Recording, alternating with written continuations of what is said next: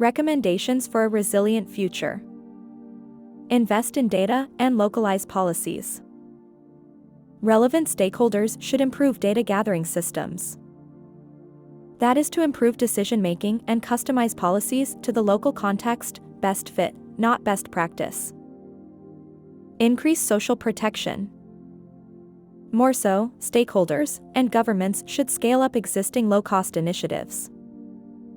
They can do this by leveraging technology such as mobile money platforms to ensure coverage reaches the most disadvantaged and vulnerable communities. Nutritional focus. Priority should be given to nutrition programs, infant feeding practices, and micronutrient supplementation, with a focus on both individuals and specific groups facing issues. A call to action. Across 45 countries globally, 205 million people are in acute food insecurity, meaning they have so little access to food that their lives and livelihoods are in danger. PulseDNA is looking to hire education research teams to weigh in on this sustainable development goal as highlighted by the United Nations. One key obstacle to food production in many developing countries is access to fertilizers, which enrich the soil with the nutrients needed for healthy crops. Sufficient primary raw materials, nitrogen, potash, phosphate, and natural gas, and fertilizer production facilities are essential to farmers across the developing world, but high fertilizer prices are blocking the 2023 and 2024 crop cycle. The challenge is particularly evident in sub-Saharan Africa. Fertilizer prices have tripled since early 2020, post-COVID-19, and remain volatile, putting a stable supply of fertilizer out of reach of many small farmers. Conditions have worsened as the war between Russia and Ukraine has slowed down the export of fertilizers to Africa. Russia provides fertilizer to Africa while Ukraine provides grains.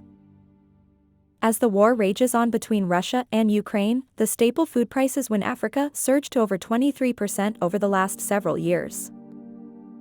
Specific details regarding proposals presented by the African delegation, who were visiting Russia back in March earlier this year, were not extensively disclosed.